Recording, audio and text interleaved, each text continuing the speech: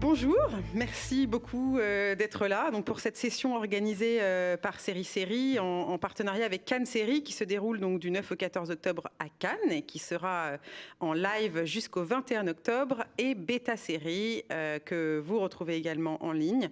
Donc cette discussion sera sur nos 3 plateformes jusqu'à la fin du mois d'octobre. Donc merci d'être là. Je vous présente les uns après les autres. Je commence par la gauche, Jean-Xavier de Lestrade. Bonjour. Scénariste et réalisateur, notamment de Laetitia, pour laquelle vous êtes autour de cette table. Vincent Garanc, scénariste et réalisateur du Mensonge. Et Philippe Tribois, scénariste et réalisateur, notamment du Village français que tout le monde connaît, mais également de l'Embrasement et membre du comité éditorial de Série. Voilà, donc nous allons parler de la fiction qui s'empare du réel, qui est un thème qui vous réunis tous les 3 aussi en termes d'expérience. Peut-être, Philippe, veux-tu commencer à poser les premières questions à nos invités ? Oui, d'abord, on est très content de vous recevoir, ça c'est la première chose. Et puis, je ne résiste pas à l'envie de citer la définition du Larousse concernant le fait divers. Car quand on parle du réel, c'est vrai que dans l'histoire du cinéma et de la télévision, on associe ce réel souvent au fait divers. Et le Larousse dit, ouvrez les guillemets, le fait divers est un événement sans portée générale qui appartient à la vie quotidienne. Jean-Xavier, qu'est-ce que vous en pensez? Et Vincent après. Bah, j'ai l'impression que pour nous, c'est tout le contraire. Donc, si on s'empare d'un fait du réel, c'est vrai que je n'aime pas beaucoup le mot fait divers, parce qu'aujourd'hui, dans le langage courant, le fait divers, c'est associé forcément à quelque chose de spectaculaire, de sanglant, un crime qui choque. C'est souvent ça, le fait divers. Or, si on regarde faits divers, tout rentre dans faits divers. Et ça ne veut rien dire, quelque part. Moi, ce qui m'intéresse, évidemment, quand on part du réel, c'est parce que ce réel-là nous interpelle. C'est presque comme s'il s'adressait à nous, en tant qu'auteur, en nous disant « mais j'ai envie d'être raconté, je dois être raconté ». Il y a nécessité presque à aller le chercher et le prendre. Donc oui, le Larousse, peut-être qu'il faut qu'ils revoient leur, leur définition. Et Vincent, pour vous, la frontière, elle est où entre le réel et le fait divers? C'est-à-dire, est-ce que vous faites un distinguo? Est-ce qu'il faut, par exemple, essentiellement qu'un fait divers ait des malheurs, du drame, des policiers? Ou est-ce que le réel, parce que finalement, on se rend compte que beaucoup d'entre nous, dans toutes nos œuvres, on s'inspire souvent du réel. C'est-à-dire même si soit on synthétise plusieurs réels et on fait une fiction, mais au fond, nos sources sont souvent du réel. Donc, où est la frontière pour vous? Je dois signaler d'ailleurs que dans les 2 biographies de nos invités, il y a quand même une constante. C'est-à-dire il y a des metteurs en scène ou des scénaristes qui ne s'intéressent pas forcément au réel et qui vont faire toute une œuvre, qui est une œuvre de fiction, avec des dispositifs inventés, avec des préoccupations qui peuvent être les mêmes, mais qui ne sont pas, qui ne s'assoient pas sur des événements qui se sont produits. Or, aussi bien Jean-Xavier, votre carrière brièvement, mais de journaliste, documentariste, puis metteur en scène de fiction, et Vincent qui est plus proche de la fiction, mais j'ai remarqué que dans toute votre biographie, il y a souvent au départ une histoire qui a résonné en nous, qui a été assez connue et qui vous amène vers la fiction. Donc c'est vrai que vous avez tous les deux, avec des trajectoires peut-être différentes, mais une préoccupation. Qu'est-ce qui fait que dans la tête d'un créateur comme ça, vous vous rendez compte que c'est ça qui vous attire? On va commencer par Vincent et puis après on reviendra à Jean-Xavier. Moi, je parlais plutôt d'histoire vraie, du réel, que de faits divers. Parce que c'est vrai que moi, j'ai la même image du fait divers, plutôt pas très reluisante. Et moi, ce qui me... Enfin, moi, j'ai toujours... je suis toujours parti d'histoires vraies. Même mon premier film, qui était une fiction, était inspiré de témoignages. Enfin, voilà, et je crois que tous les réalisateurs... et scénaristes, on cherche une forme de véracité. Moi, je me dis toujours, il faut comment croire à cette histoire. Même dans la fiction, j'ai rien contre la fiction, mais par exemple, j'ai besoin d'y croire. Et tant que et c'est vrai que dans les histoires vraies, et quand on les choisit avec voilà, je ne vais pas rebondir sur n'importe quelle histoire vraie. Il faut vraiment qu'elle me plaise. Il faut que ce que tu disais tout à l'heure, il faut qu'il y ait comme une urgence, quelque chose, une nécessité de la raconter. Et c'est ça que je recherche. Et c'est ça qui me donne envie, effectivement, quand j'ai fait Présumé coupable, je suis tombé sur le livre de Alain Marécaux. Et pour moi, je me disais, mais il faut faire ce film. Est-ce que ce soit moi ou quelqu'un d'autre, mais il y avait une nécessité On rappelle que c'était un des accusés du procès d'Outreau. Voilà. Je me suis dit, mais il faut raconter cette histoire. En fait, personne n'a eu l'idée avant moi, alors je le fais. Et je me propose de le faire. Et il y avait comme une urgence. Et c'est ça que je vais chercher, moi, dans les histoires vraies. Plus que les faits divers, je regarde jamais d'émissions de faits divers. C'est toujours passé par des livres, des témoignages. Et vous, Jean Xavier, c'est aussi plutôt ce réel au sens large, plutôt qu'un élément. Quand on parle de faits divers, derrière, on voit un petit mot qui clignote, c'est tabloïd un peu. Oui, oui. Voyez, on voit un petit mot comme ça, pas très glorieux, qui est un peu de sang, du mystère, le nouveau des coupables, détective. des secrets. On voit le nouveau détective avec des photos très accrocheuses. Oui, en effet, moi aussi, comme Vincent, en fait, je ne regarde jamais d'émissions de criminologie. Il y a en ce moment, d'ailleurs, sur la TNT, il y a énormément d'émissions qui reviennent sur des crimes, qui racontent le parcours fascinant du criminel, etc., etc. Et ce sont des émissions qui réunissent quand même souvent pas mal d'audience. Donc il y a une fascination d'un certain public pour ça, mais moi c'est effectivement pas du tout ça qui m'attire. Déjà, c'est vrai que dans mon parcours, j'ai commencé par être documentariste. Enfin, mon rapport au réel, il était évident, puisque j'ai commencé par le filmer. Déjà en tant que journaliste, d'abord, du reportage, et ensuite vraiment du documentaire. Et le passage à la fiction interroge énormément le documentariste, parce que le documentariste, quand il filme le réel, forcément le réel s'impose à lui. Il n'interroge pas la crédibilité du réel. Le réel peut tout se permettre, la vie peut tout se permettre, et en général, il ne se prive pas d'écrire des scénarios complètement farfelus. Quand vous faites de la fiction, en permanence, vous êtes sur ce que disait Vincent, sur la crédibilité. Vous interrogez sur la crédibilité de ce que vous êtes en train de créer, puisqu'en passant par des conventions de décors, des comédiens, des textes qui sont écrits, tout est faux. Et pourtant, la réussite de la vraie fiction, c'est que tout ce qui est faux devient parfois plus vrai qu'un documentaire, plus vrai que le réel filmé directement.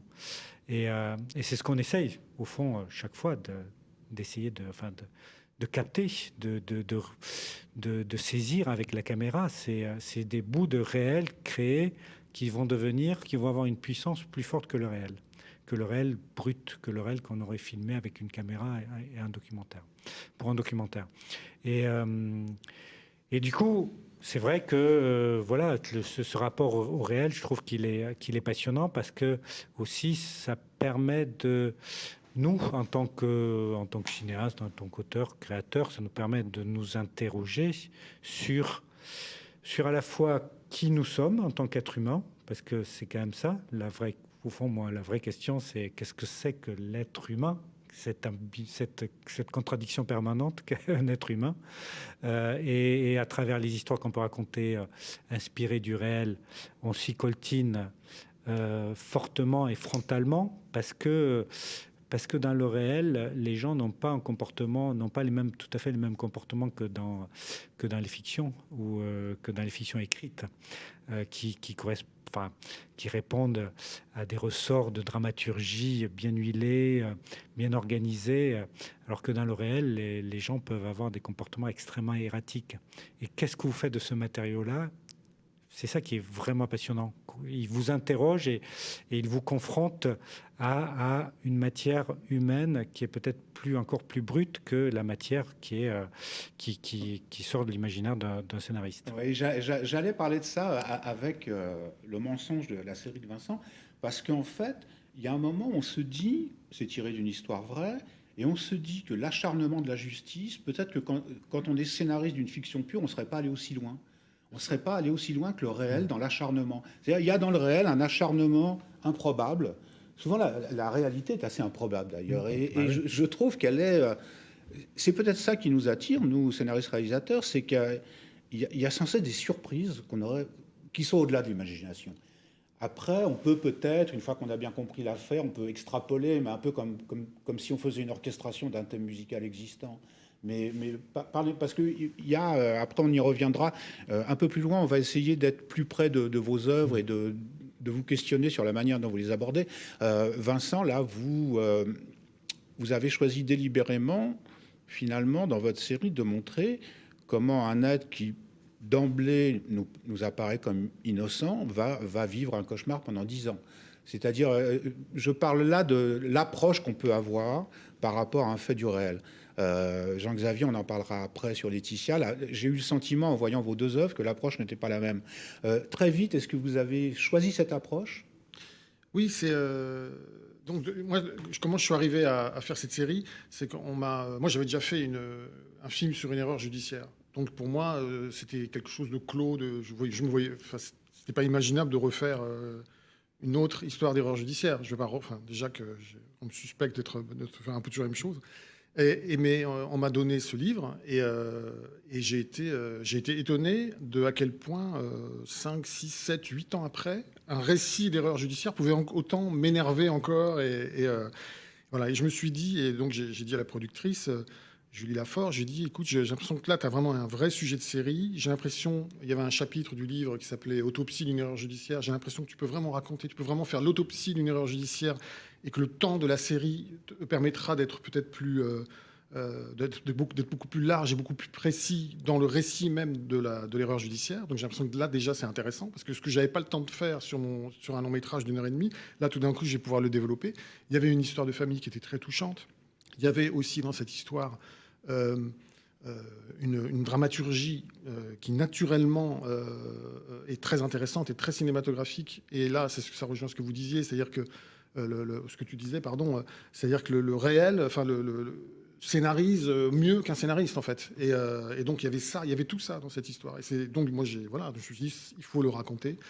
Et j'ai fait pour ce scénario, j'ai eu la même quand j'ai fait Présumé coupable, c'est la première fois que je faisais ça. J'étais dans une espèce d'état d'esprit, mais complètement intégriste. C'est-à-dire, je ne voulais rien inventer. J'étais plus jeune, et je sais pas, j'avais l'impression que c'était comme ça qu'il fallait l'aborder. Donc, tout ce que je racontais, c'était dans le dossier d'instruction, c'était dans les PV, les interrogatoires, etc. J'avais rassemblé toute une matière, et je voulais que tout soit vrai. Maintenant, je me suis un peu assoupli avec le temps, mais quand même, avec le mensonge, j'ai quand même suivi ce même processus de fabrication, en fait, que le scénariste se fasse le plus petit possible et qu'on scénarise vraiment, mais quand il le faut, mais vraiment parce qu'il faut scénariser, parce qu'il faut simplifier, parce qu'il faut... Mais sinon, j'essaie de garder ce cap-là, d'être au plus proche de ce qui s'est vraiment passé. Voilà. Et moi, c'est quand je vois des films, moi, en tant que spectateur, quand je vois des films inspirés d'histoires vraies, moi, ça me fascine toujours même si on sait qu'il y a de la fiction, je suis toujours très intéressé comme spectateur qu'il y ait une part documentaire, en fait, qu'il y ait vraiment une dimension documentaire dans une histoire. Voilà. Et par exemple, François Ozon, pour parler de François Ozon, qui a fait beaucoup de fiction dans sa vie, moi, je ne l'ai jamais trouvé aussi bon que dans son dernier film sur l'affaire de Lyon. J'ai oublié le titre. À la grâce de Dieu. À la grâce de Dieu. Je trouve que là, je l'ai trouvé bien meilleur que dans bien des films enfin, je sais pas. Voilà, moi, c'est une... Je sais pas, c'est comme spectateur aussi que voilà, je fais des films que j'aimerais voir comme spectateur. Et voilà, et donc tout est écrit et là voilà, tout est écrit au plus près de l'histoire vraie et avec une démarche donc de scénariste très modeste en fait. Il y a beaucoup d'humilité derrière tout ça. Hein, et voilà, en tout cas cette histoire le permettait. Et par exemple, pour finir, c'est une histoire où il va 4 fois en prison, il ressort 4 fois en prison. À un moment, on se pose la question, est-ce qu'il n'y en a pas une fois de trop ? Scénaristiquement, est-ce que c'est pas un peu pénible ? Et en fait, très naturellement, on a gardé ça, en fait, parce que ça faisait partie de l'absurdité judiciaire, et il fallait le montrer, et ça rentre très très bien dans le film. Enfin, je veux dire, ça ne pose pas de problème, alors qu'on peut avoir un sentiment de redite et tout ça. Au contraire, on rentre dans l'absurdité, dans le côté kafkaïen de cette histoire. Voilà, donc en fait, mais ça ne peut marcher que si vous avez vraiment une histoire préexistante voilà, faut qu'il y ait voilà, moi je refuse plein d'histoires, plein de films, mais celle-ci je l'ai accepté parce qu'il y avait quelque chose comme ça de sidérant comme ça dans la matière même, dans le livre même. Jean-Xavier, alors donc Vincent nous dit que c'est une productrice qui finalement s'intéresse au livre. Elle lui soumet le livre et il trouve les résonances qui vont justifier qu'il va s'intéresser pendant 1 ou 2 ans à ce sujet, parce que faire une série, c'est long. Et Laetitia, alors ça arrive comment dans votre carrière? Laetitia, c'est arrivé par un concours de circonstances. C'est que ça vient aussi avec une productrice qui est Judith Louis, qui m'appelle un jour en me disant je viens de finir un livre qui m'a bouleversé, et là je sais que ce livre-là, il faut le porter à l'écran, et je pense que tu es la meilleure personne pour le faire. Il se trouve que j'étais en train de lire ce livre. Et même au moment où elle m'a appelé, je me souviens, j'étais à la page 337. C'est très précis dans ma tête. Et j'étais en train de penser, moi, totalement l'inverse. Je lisais le livre et je disais, waouh, cette histoire est vraiment dingue. J'espère que personne va s'en emparer pour la filmer. Parce qu'il ne faut surtout pas la toucher. Il ne faut surtout pas mettre des images. Là, c'est trop... l'œuvre littéraire qui avait été faite par Ivan Jablonka, je trouvais qu'elle était d'une telle qualité que j'avais l'impression qu'on ne pouvait que l'abîmer. Et rien apporter de plus avec un récit filmique. Et donc, c'est ce que je lui ai dit. Je lui ai dit immédiatement, non, en fait, il faut laisser en paix les morts, la mort en l'occurrence Laetitia, et laisser en paix aussi les vivants, parce que c'est de ça aussi dont il s'agit. Quand vous emparez du réel, et quand il y a eu des tragédies, des drames, forcément vous ne pouvez pas faire l'économie de penser à ceux qui sont là, ceux qui restent, ceux qui vivent, ceux qui ont connu cette histoire-là, ceux qui l'ont vécue, et que vous... en vous emparant de leur histoire, et donc forcément aussi de leur douleur, et vous allez en faire quelque part, même si vous dites que c'est ce que vous ne voulez pas faire, vous allez quand même en faire un peu un spectacle, de toute façon. C'est comme ça. Et en fait,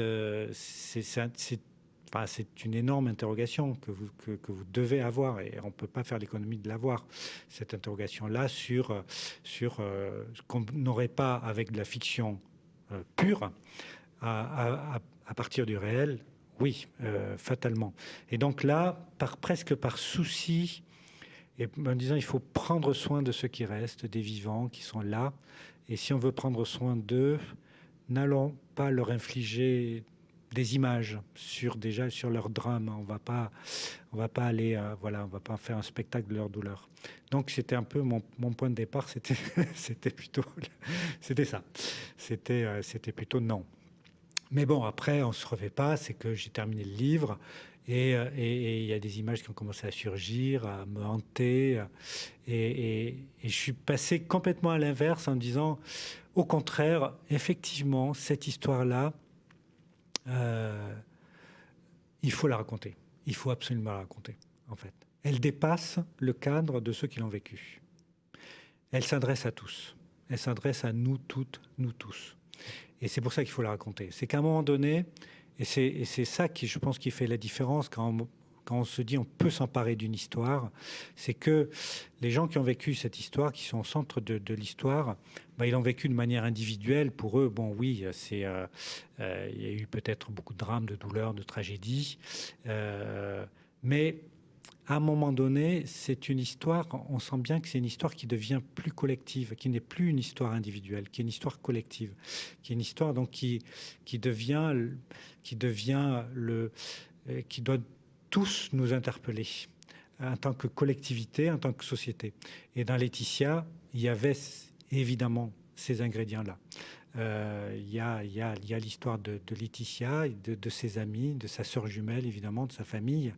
Mais ce que Laetitia et sa sœur jumelle Jessica ont vécu, leur parcours de vie, en tout cas, c'est quelque chose qui forcément racontait tellement de nous tous en tant que collectivité, que société, et que République aussi, de comment fonctionnent les institutions, que précisément, on se devait de la raconter.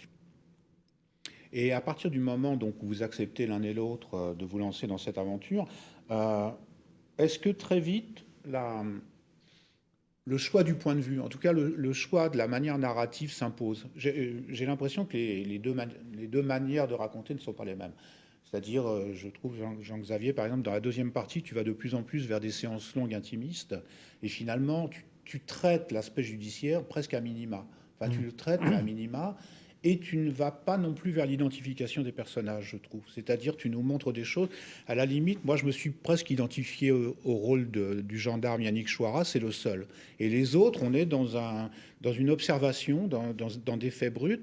Et Vincent, j'ai presque l'impression que toi, c'est l'inverse. C'est-à-dire, on vit la souffrance de Daniel Auteuil, même si on est tout le temps dans ce tunnel qui n'en finit pas, le tunnel judiciaire, mais tu as travaillé, j'ai l'impression, plus sur l'identification au personnage. Ces choix-là, ça se fait au fil du temps, au fil du traitement, Vincent, par exemple. C'est au fil du traitement ou c'est préparatoire? Non, le livre était raconté sur les épaules de Christian Iacono, puisque c'est inspiré du livre de Christian Iacono. Donc moi, je l'ai commencé à l'écrire comme ça dans un premier temps. Et après, il y a eu des réunions avec France 2. Il y avait une réunion qui avait vraiment été productive. C'est où France 2 était en train de nous dire, mais non, mais c'est plus le gamin qui est intéressant. Enfin, ils n'ont pas dit ça comme ça, mais il faut le raconter du point de vue du gamin. J'ai dit non, non. Et en fait, et là, j'ai eu les pires vacances de ma vie parce que j'étais un peu perdu, je savais plus quoi faire. Et en fait, je me suis dit, mais non, en fait, il faut raconter des deux points de vue. Parce que moi, j'ai toujours l'habitude de faire des films. Et on est dans des habitudes des fois. Hein. Des fois, il faut qu'on nous secoue. Et là, tout d'un coup, et c'était évident. En fait, c'est un duel. C'est un duel entre. Donc, je l'ai écrit comme un duel. Et je trouve que moi, ce qui m'a intéressé aussi là-dedans, c'était l'expérience de la série, de raconter. J'avais jamais fait ça de ma vie. J'avais jamais fait ça. J'avais jamais écrit de série de ma vie. Et là, ça a donné cette forme qui, là, par contre, a jailli comme ça, justement, de ces vacances un peu compliquées où j'arrivais pas à trouver la solution. Et tout d'un coup, je me suis dit.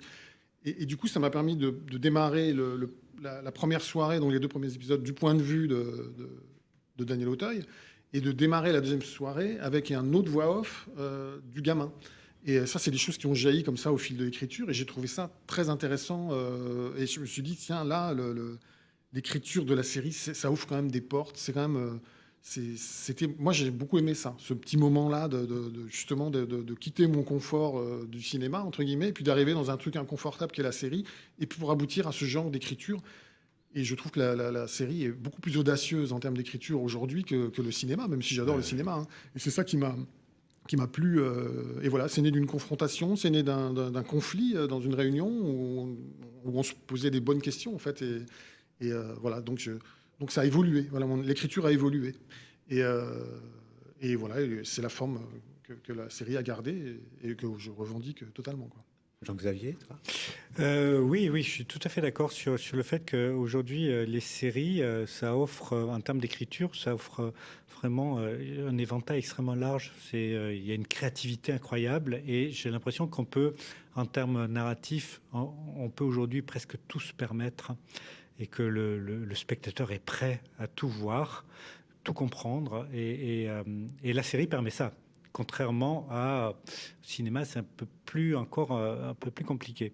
Pour Laetitia, c'était assez étrange parce qu'on a une histoire qui démarre comme une histoire criminelle où au fond c'est presque banal, une jeune fille de 18 ans qui disparaît. Donc on est presque un tout petit peu dans une forme d'enquête. Mais au fond, cette enquête, au bout de 30 minutes, elle est résolue. On sait on sait qu'elle a été tuée, on sait qui l'a tuée, on sait quasiment comment. Il reste à découvrir le corps, mais c'est tout. En fait, la vraie question, et c'est ça qui était absolument passionnant dans le projet, la vraie question n'était pas une question criminelle de savoir qu'est-ce qui s'était passé, comment ça s'était passé, qui était l'auteur, mais c'était précisément une enquête, non pas sur l'auteur, mais une enquête sur la victime, sur cette Laetitia qui, ce jour-là, avait franchi des interdits que jusque-là dans sa vie, elle n'avait jamais franchi. Et à l'espace d'une après-midi, d'une soirée, elle brise un peu tous ces tabous. Et c'est ça, la vraie question que le gendarme Et dans le réel, ça s'est passé de cette manière-là. C'est ça qui est assez étonnant et assez extraordinaire, c'est que on a un personnage de gendarme qui est à l'opposé, à milieu du personnage de gendarme qu'on voit en général dans les séries représentées à la télévision ou même parfois au cinéma. On a quelqu'un qui va dans l'interrogation personnelle, qui va bien au-delà, il est à moitié psy, quoi, qui va bien au-delà de son rôle de gendarme et d'enquêteur purement criminel, quoi, qui s'interroge donc sur cette jeune fille, sur la vie de cette jeune fille. Donc, il agit un peu comme un passeur. Et c'est vrai que à l'écriture, j'écris avec Antoine Lacomblaise, qui est un scénariste extrêmement talentueux et on est complice, ça fait plus de 10 ans aujourd'hui qu'on est complice. Et on s'était dit avec Antoine, dès le départ, il faut que s'il y a quelqu'un à qui s'identifier, c'est lui. C'est ce personnage-là qui est incarné par Yannick Choirat, ce personnage gendarme, qui représente le gendarme, mais qui représente qui nous représente nous, qui sont nos propres interrogations. Et après, c'est vrai qu'on avance dans la série de manière beaucoup plus fragmentée ou fragmentaire, puisque il y a 3 temporalités différentes qui se bousculent, et c'est là où l'écriture de la série vraiment elle offre plein de possibilités. Et alors c'est d'ailleurs assez drôle parce que dans le scénario, parce qu'on sait qu'on va passer à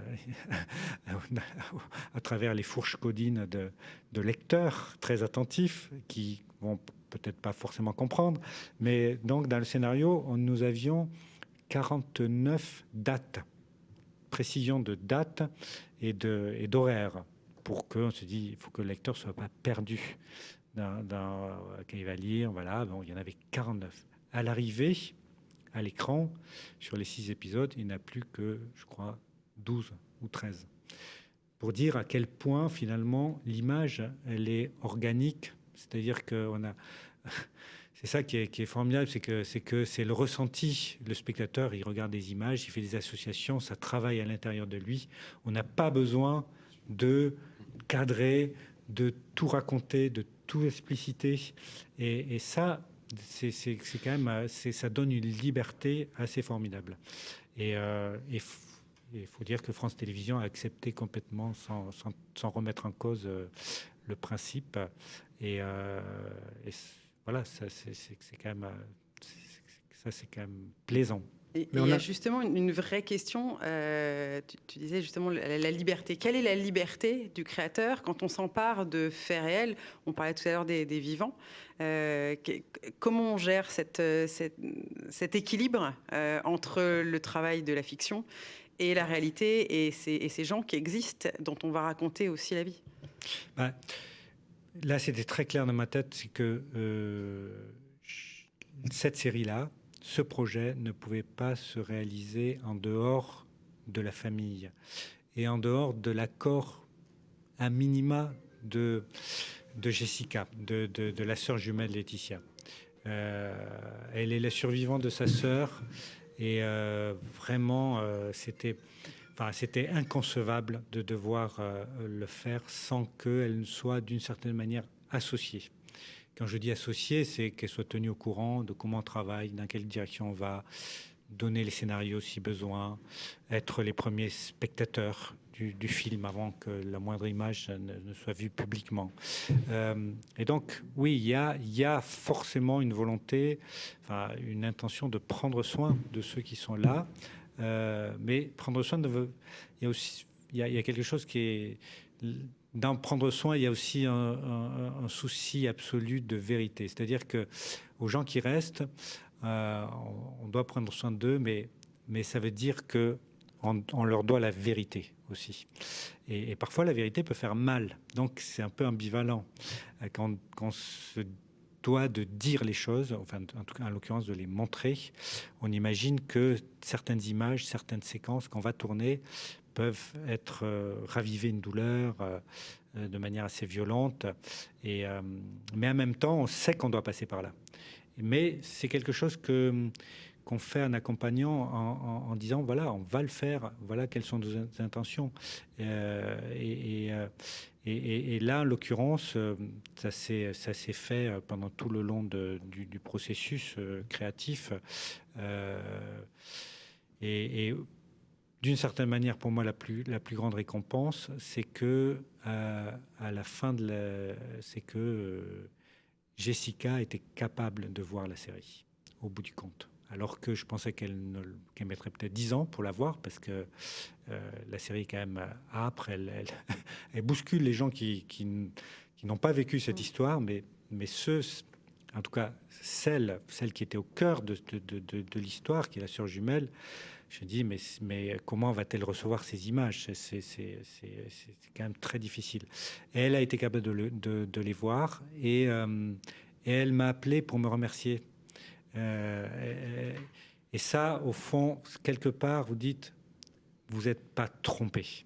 Vous n'êtes pas complètement trompé, en tout cas, parce que vous avez réussi un objet qui est aussi quelque part thérapeutique ou cathartique. Et je crois qu'en tant que créateur, c'est ça. Enfin, moi, en tout cas, mon but, c'est pas raconter une histoire parce que c'est une bonne histoire. C'est parce qu'elle peut servir d'objet cathartique pour le corps social et pour ceux qui ont vécu l'histoire, qui ont été mêlés aussi comme petit palier dans le processus thérapeutique qui est leur vie. Enfin, leur vie, ça va être de la thérapie pendant des années. Et si on dans ce processus-là, si on peut nous apporter aussi du sens à leur vie, c'est bien. Et il y a un souci de véracité qui va, moi je trouve, jusqu'au casting, jusqu'à des ressemblances quand même qui sont assez perturbantes. C'est plus ambigu parce que y a le souci de vérité, il va dans ce que vous racontez, ce que vous devez aux victimes, aux gens qui ont connu les faits.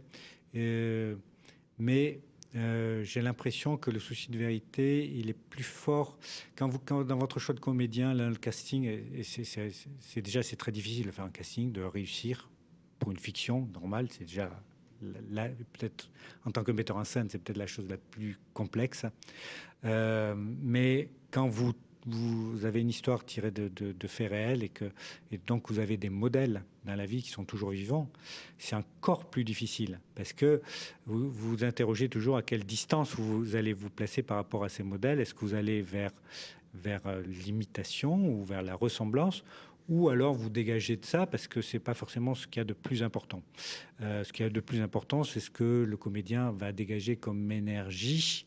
Est-ce que cette énergie-là, elle est l'énergie qui correspond à celle du réel, à celle que le personnage du réel a eue? Et moi, c'était plutôt cette deuxième optique.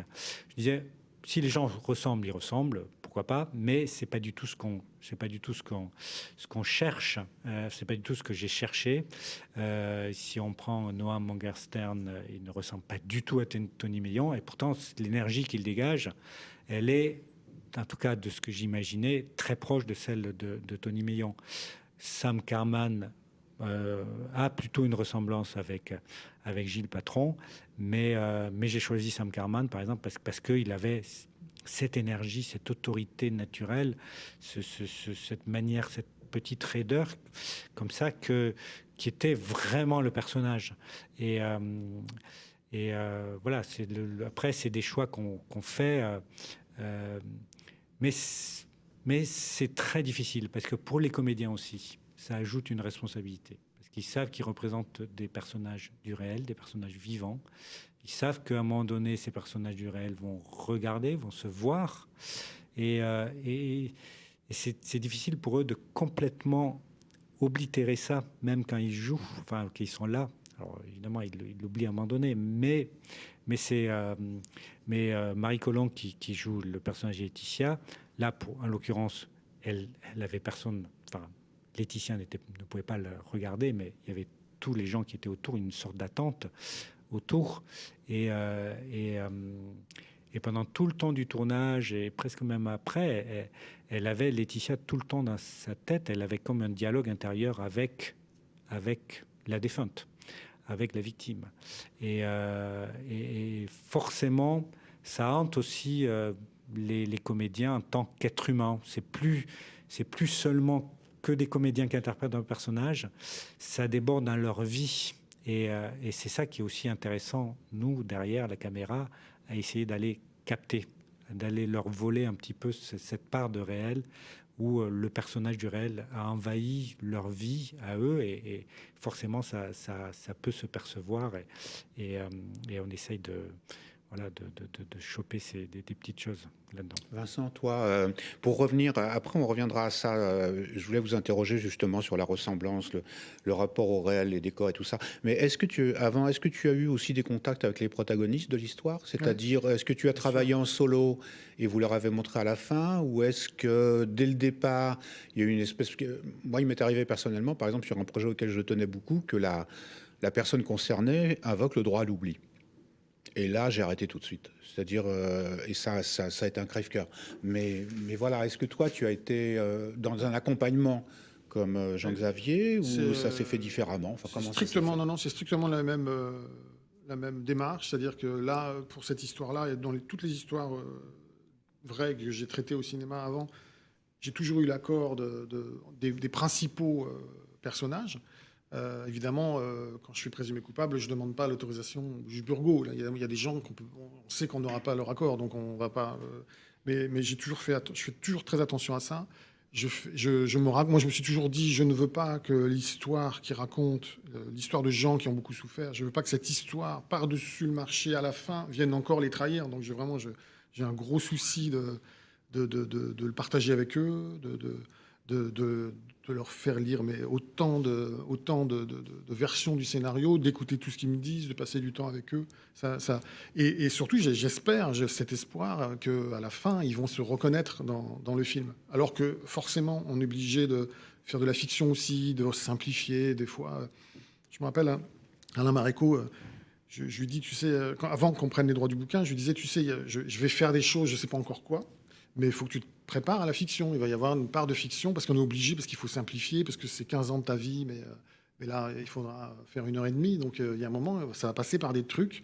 Il y a une seule chose que je peux te dire, c'est que tu as 2 sœurs. Ça, je sais en lisant le livre, je peux déjà te dire que tu as 2 sœurs, il n'y en aura qu'une. Il n'y en aura qu'une dans le film.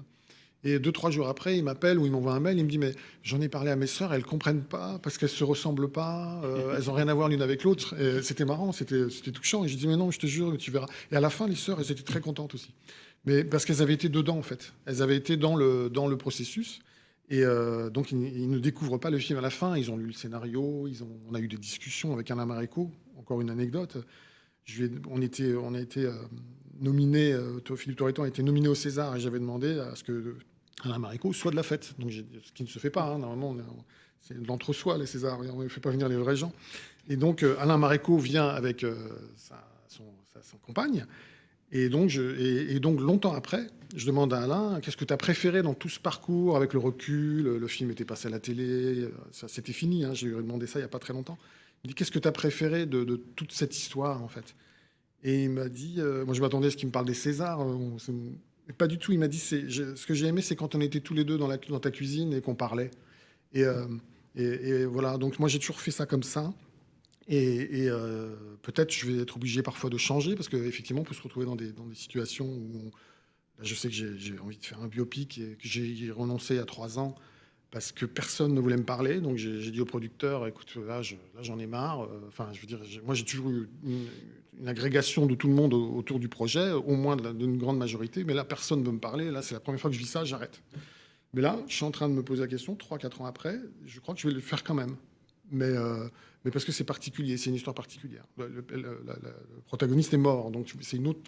Est-ce que les morts appartiennent à quelqu'un? Est-ce que en tout cas, je change un peu. Là, je suis en train de changer. Et voilà. Et pour ce qui est de la vie, de ce que tu disais, moi, ce qui me fait le plus peur, et c'est sincère, hein, c'est vraiment comment ils vont vivre le visionnage du premier montage, parce que je leur montrais le premier montage, des fois qu'ils aient des remarques. Là, sur le mensonge, j'ai eu une remarque sur un dialogue. Sur 4 épisodes, c'est rien du tout. Et là, j'ai peur. Et je me rappelle la nuit où j'ai envoyé les liens pour voir les 4 épisodes, ou 2 épisodes, puis 2 autres épisodes, les 2 derniers épisodes à Christian Iacono, à son petit-fils, à la tante du petit-fils, enfin, les vrais gens qui ont vécu cette histoire. La nuit où je savais en envoyant le lien qu'ils allaient le regarder le soir même. Donc dans la nuit, je me suis réveillé à 3h du matin, je regarde les mails, et là j'avais 2 mails longs comme ça. Et là, ce qu'ils m'ont renvoyé, mais c'est des mails fantastiques, quoi. C'est des mails, ils sont heureux, quoi. Et que la fiction ne les ait pas trahis, qu'ils aient été intégrés au processus, et qu'ils soient heureux à la fin, c'est vraiment la plus belle récompense qu'on peut avoir quand on s'attaque à ces choses, à ces histoires aussi touchy, aussi où il y a beaucoup de souffrance, etc. Et voilà, donc moi, j'ai gardé, comme toi, vraiment cette éthique-là par rapport à ce genre d'histoire. Il y a des producteurs qui vous disent ouais, on s'en fout, tu vois, on prend les droits. C'est souvent ça, hein, les gens font souvent ce métier comme ça. Hein. Ouais, mais moi, je peux pas. Voilà. Et en tout cas, jusqu'à présent, je n'ai pas pu. Et puis pour revenir aux ressemblances aussi, parce qu'on parlait des ressemblances, moi, quand je faisais Présumé coupable, je me suis soucié que d'une ressemblance, c'est celle de Burgot. Parce que Burgot, tout le monde le connaissait, tout le monde l'avait vu, ça avait quand même occupé 1 an de la vie médiatique française, c'était quand même, on ne parlait que de ça. Donc on avait tous un petit Burgot en tête. Donc moi, j'ai choisi un acteur un peu en fonction et il ne s'agissait pas de l'imiter, mais il s'agit de trouver un acteur que ça inspire, ou en tout cas qui nous inspire Burgot. Voilà, on n'était pas là en train de pasticher sa coiffure et tout ça. Il fallait trouver une petite musique qui nous évoquait Burgot. Et voilà, là, c'était assez contraignant, mais il fallait le faire. Sinon, pour tous les autres personnages, je me suis absolument pas soucié des ressemblances. Alain Maréco, donc joué par Philippe Torreton. Philippe, il a voulu avoir un peu les mêmes cheveux que Alain Maréco. J'ai dit, si tu as envie, tu peux, mais tu n'es pas obligé. Voilà, s'il avait envie de faire ça, il l'a fait. Voilà. Et il y a un truc de casting qui ne m'a pas plu de faire une fois dans ma vie, c'était de trouver le sosie de Villepin dans l'enquête. Et c'est le truc le plus chiant à faire, le plus pas intéressant à faire du tout, quoi, en fait. Mais des fois, on est obligé. Mais sinon, pour tous les autres personnages, et là, pour le mensonge, c'est pareil. Je me sens pas du tout prisonnier des ressemblances. Là, pour le mensonge, Christian Iacono, peut-être des gens... Enfin, il y a beaucoup de gens qui ne savent pas à quoi ressemble. Il y a beaucoup de gens qui ne savent plus à quoi ressemble un Maréco. Donc, j'ai pas du tout cherché à aller vers des ressemblances. C'est vraiment chercher les personnages. Enfin, c'est un casting. C'est tout d'un coup, on cherche l'acteur qui va tout d'un coup nous donner la musique du personnage qu'on a écrit, en fait, et pas du tout de retracer des ressemblances par rapport aux vrais gens que les gens ne connaissent pas en plus, donc ça n'a pas d'intérêt, en fait. Voilà, en gros, c'est pour répondre un peu aux mêmes questions, et on est vraiment dans la même ligne, hein, j'ai l'impression, dans notre manière de... Et ça fait plaisir. Et les licences qu'on prend comme ça, on les prend aussi avec les décors, avec les costumes. Enfin, tu as l'impression d'avoir une véritable liberté, ou tu es condamné au naturalisme, où il y a des images qui sont tellement présentes qu'on ne peut pas s'en dégager. Et la deuxième question, c'est comment on travaille avec les comédiens. C'est-à-dire, Jean-Xavier en parlait un peu, mais quel est l'impact sur l'acteur quand il sait qu'il va incarner, comment eux-mêmes travaillent. C'est vrai qu'entre Daniel Auteuil et ta comédienne, Jacques-Xavier, c'est pas du tout le même parcours. Donc il y aura sans doute une approche professionnelle pour s'emparer du rôle qui est extrêmement différente. Donc est-ce que les comédiens se documentent de leur côté? Est-ce que certains font une confiance totale au metteur en scène et abordent ça comme un autre rôle, en ayant juste comme interlocuteur, je dirais, privilégié le metteur en scène et ce qu'il a dans la tête? Il doit y avoir un peu de tout. Alors moi, j'ai des petites anecdotes là-dessus. C'est que Torreton m'avait dit, c'est la première fois que je joue un personnage encore vivant. Et ça les dérange. C'est vrai que ça les gêne. Nous, on se rend pas compte parce qu'on est on se rend pas compte de eux comment. Mais comme Philippe Torreton, c'est un mec qui va. Donc je lui dis, tu veux le rencontrer, Alain Maréco? Il dit oui, bien sûr. Et ils se rencontrent. Et là, il le racontait dans les interviews, il disait, mais là, je me suis retrouvé devant Alain Maréco, et en fait, il ne voulait pas lui poser de questions, il n'avait pas l'impudeur de lui poser des questions en lui disant, et là, page 18, t'as fait quoi? Et là, page 28, t'as souffert comment? Il ne s'est plus du tout senti de lui poser la moindre question. Et ils se sont juste contentés de se rencontrer. Il y avait juste eu ça, il y a eu il est venu 2-3 fois, Alain Maréco, mais en fait, ils n'ont pas eu plus d'échanges que ça.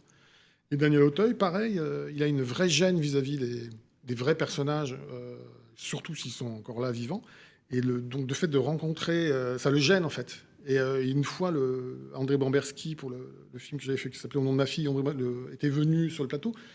Et Daniel Auteuil était très gêné de jouer des scènes alors qu'il savait que derrière le combo, il y avait André Bomberski. Tout ça, ça les gêne. C'est très gênant pour eux.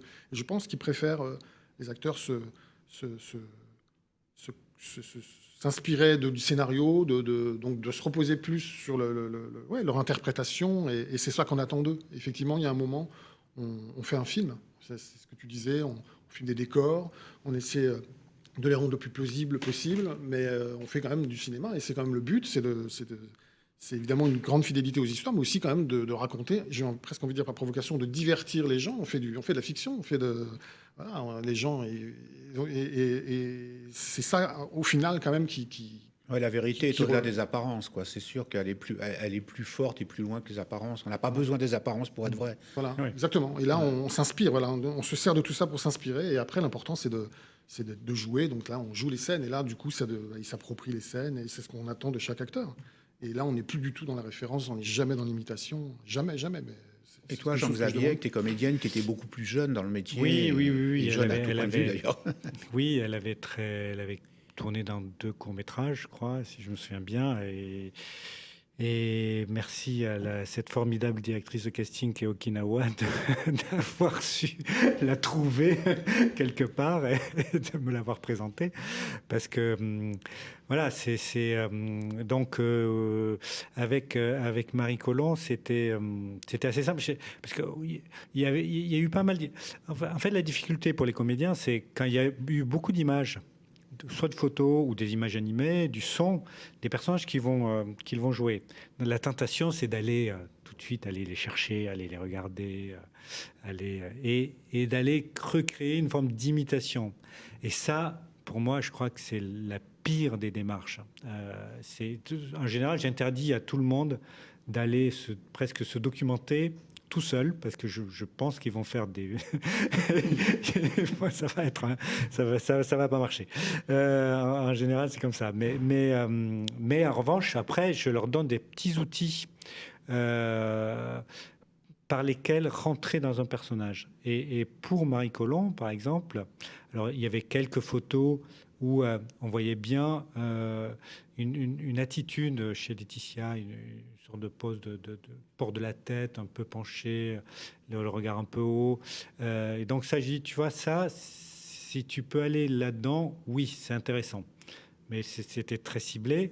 Et l'autre chose, plus importante, c'est que nous avions récupéré Laetitia avait écrit quelques semaines avant de mourir. Elle avait écrit des lettres qu'on appelait lettres testamentaires. C'est 3 petites lettres qu'elle a écrites de sa main et retrouvées par la gendarmerie, et que moi j'avais pu récupérer des copies. Et je les donnais à la comédienne. Je les ai données à la comédienne. Je lui ai dit, Marie, voilà, tu vois les lettres comme ça. Il y a une manière de scripter, d'écrire de Laetitia qui sont très particulières. C'est penché, c'est un peu hésitant. Et je dis à Marie, tu vas t'entraîner à écrire exactement comme elle. Il faut que ça devienne naturellement. Il faut que ça te vienne comme ça. Mais ça va peut-être te prendre des heures, des journées, mais fais-le, mais ne fais que ça. Rentre dans le personnage à travers son écriture, à travers sa manière. Par le corps. Par le corps, exactement, par le corps. Qui est souvent une approche plus anglo-saxonne que ce qu'ont les comédiens en France. Et donc, elle l'a fait. Elle a vraiment pris comme un exercice, et tous les jours, elle recopiait. Et voilà. Et en fait, elle dit, c'est fou, la manière d'écrire, la manière de décrire de cette manière, penchée comme ça. Elle disait, en fait, c'est une attitude du corps de se tenir, et ça a un peu été la base de sa construction du personnage. Si je prends un autre petit exemple, une autre anecdote, c'est Noam Morgenstern pour jouer Tony Meillon. C'est pareil, j'avais 1 ou 2 photos, mais j'ai dit surtout n'écoute rien, je te ferai, j'ai des enregistrements audio de lui, mais je vais pas te les faire écouter, surtout pas, parce que ça va brider ton imaginaire. Il faut que tu te sentes libre. En revanche, Tony Meillon a écrit un récit de 8 pages qu'il a écrit au juge. Il a envoyé une lettre au juge. Ça fait 8 pages. C'est lui qui raconte son histoire. Et ce récit, il est incroyable. La manière dont il a écrit, c'est très romanesque, c'est puissant, ça montre quelqu'un de sensible, d'intelligent. C'est très étonnant. J'ai dit, voilà, Noam, tu prends ça et ça va être ton outil de travail. Et non, mais il les a appris par cœur. Il a appris les 8 pages par cœur. Et tous les jours, il se récitait les 8 pages. Et il prenait des bouts, des phrases, des machins. Et avant de faire des scènes, il a chopé un petit bout, il se le récitait. C'était sa manière de re-rentrer dans le personnage. Donc, voilà, je crois que chaque comédien a une manière de travailler, mais je pense que l'erreur, souvent, enfin, c'est d'aller d'aller regarder les images, d'aller essayer de trouver une sorte d'imitation, parce que ça, de toute façon, quand la fiction cherche à imiter le réel, elle est toujours perdante, mais à tous les coups. Donc, malgré, et je comprends très bien la réaction de Toretton, qui a été de ne pas poser de questions à Alain Marécaux, parce que je pense que le comédien n'a pas envie de savoir ce que Alain Marécaux pensait à telle réplique à ce moment-là. Il a envie, lui, de construire son personnage et d'être le Alain Marécaux qu'il va créer pour lui, et non pas le vrai Alain Marécaux. Et donc, c'est souvent extrêmement étouffant d'avoir, effectivement, alors, la pire des situations étant un personnage du raid qui débarque sur le plateau et qui est là, waouh, ça, c'est en général, c'est très compliqué. De votre point de vue, puisque là, maintenant, on a fait un petit peu le tour sur vos trajectoires et les raisons qui vous attirent, mais est-ce que ce sont exactement les mêmes raisons de la part d'une chaîne ? Et les chaînes sont différentes. Donc, est-ce que vous avez l'impression qu'une chaîne plutôt qu'une autre va s'intéresser à une histoire qui participe du réel ? J'ai été frappé cet été du succès de l'enquête sur l'affaire Dupont de Ligonnès, qui est sortie sur 2 exemplaires dans la presse et qui a été un succès incroyable. C'est-à-dire, il y a aussi, je pense que le genre attire des personnes peut-être pour des raisons qui sont moins subtiles que les vôtres. Je parle du public.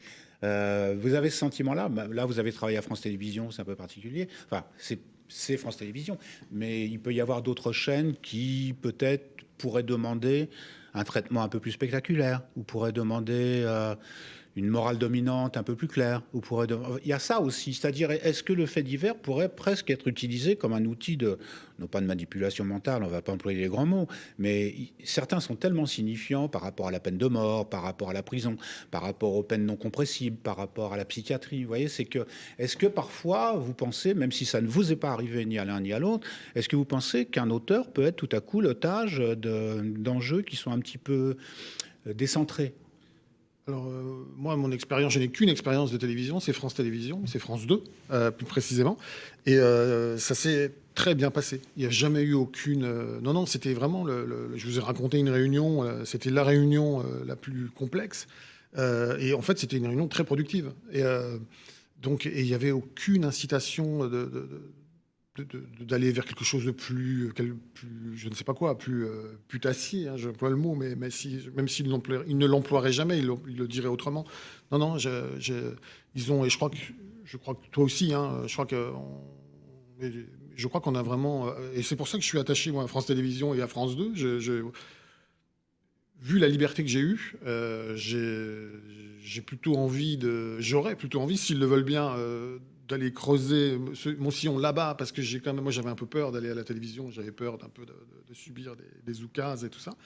Et en fait, il y a eu beaucoup de liberté à la fin. C'est difficile de parler de l'expérience des autres. Très clairement, on voit bien... moi, je vois bien déjà comment sur les plateformes, ce qu'on appelle les true crime series, que ce soit documentaire ou inspiré des faits réels en fiction, c'est un genre qui a un énorme succès. Et forcément, à partir du moment où on sait que ça commence à être un filon, ça a du succès, ça attire toute forme de convoitise, et pas toujours des gens qui ont la même éthique ou les mêmes soucis, quoi, on va dire, par rapport à la vérité, par rapport au spectacle, par rapport à la distance que l'on doit avoir par rapport au réel, voilà, c'est très clair. Après,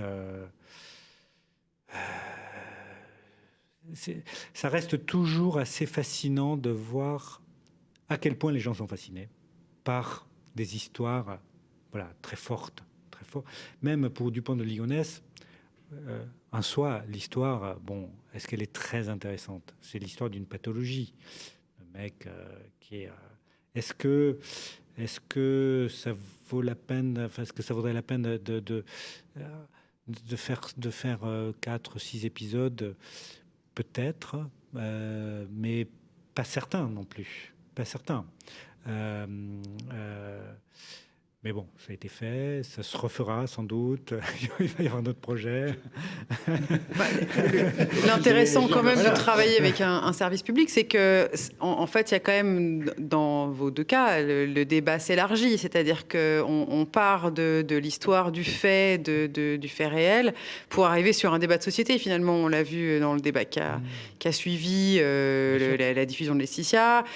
J'imagine sur le mensonge, il y a des choses similaires aussi qui vont avoir lieu. C'est-à-dire que ça donne quand même lieu à une réflexion un peu plus globale sur la société, sur le système judiciaire, sur les dysfonctionnements finalement qui sont aussi dénoncés à travers vos œuvres. Ce qui est intéressant, en tout cas moi ce qui m'intéresse dans cette histoire, c'est qu'elle a du sens. C'est qu'elle a du sens évidemment du point de vue ça devrait être comme l'histoire de Doutreau, ça devrait être des cas d'école pour un juge. C'est des DVD qui le sont d'ailleurs, qui devraient être dans les bibliothèques de l'école de la magistrature. C'est des cas d'école, c'est un vrai sujet de réflexion sur qu'est-ce que c'est qu'un gamin qui témoigne, etc.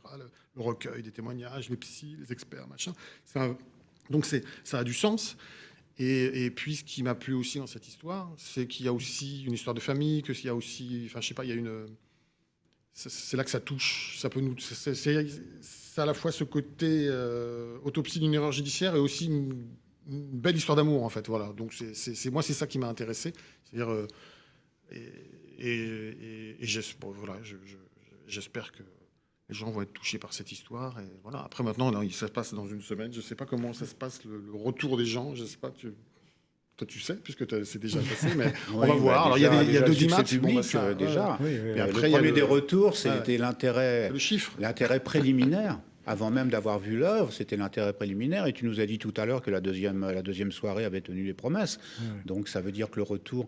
il va falloir qu'on termine, là, parce que malheureusement, les meilleures choses ont une fin. Mais je retiens deux choses. C'est-à-dire, je retiens que l'effet synthétique de ce genre d'histoire permet sans doute à des gens d'appréhender quelque chose de très diffus dans la société et finalement d'éclairer certaines zones d'ombre, que ce soit sur les individus ou sur des mécanismes. Ça, c'est une première chose. Et puis, quelque chose que je trouve extrêmement rassurant de votre part, c'est l'effet cathartique sur les survivants et les victimes. C'est-à-dire, rien que pour ça, ça me semble être un genre assez noble, et on est loin du fait divers. Maintenant, si vous voulez dire un dernier mot avant qu'on se quitte... Oui, l'effet cathartique je vais juste rebondir là-dessus, l'effet cathartique sur, oui, les victimes, les proches, la famille, oui, mais pas que.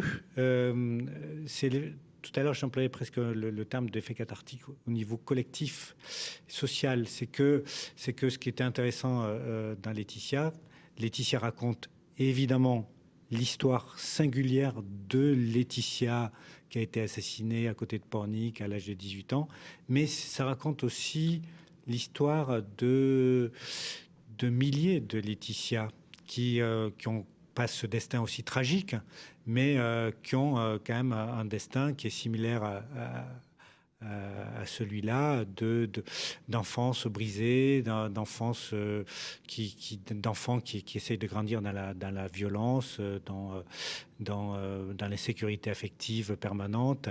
Et ça, voilà, le fait de diffuser sur une chaîne du service public à une heure de grande audience, ça permet aussi de libérer une autre parole. Et tu parlais de retour, comment on sent les retours. Moi, ce qui me fait énormément plaisir, c'est qu'il y a énormément de retours de gens que je ne connais pas, qui disent ça m'a bouleversé, et on sent que ça libère une parole, ça libère quelque chose. Vincent, on va te souhaiter bonne chance et le meilleur des retours possibles. C'est la semaine prochaine, c'est ça? Lundi prochain, oui. Et Laetitia a déjà une belle carrière. Je suppose qu'elle aura aussi une carrière internationale. C'est-à-dire, il n'y a pas de raison pour que ça n'intéresse pas en dehors de... Elle a été déjà présentée au festival de Sundance en janvier dernier. Et nous la présentons au Danemark à la fin du mois. Et ben voilà. Très bien. Bravo à vous deux. Merci Merci d'être venus. Merci Marie. Merci à toi.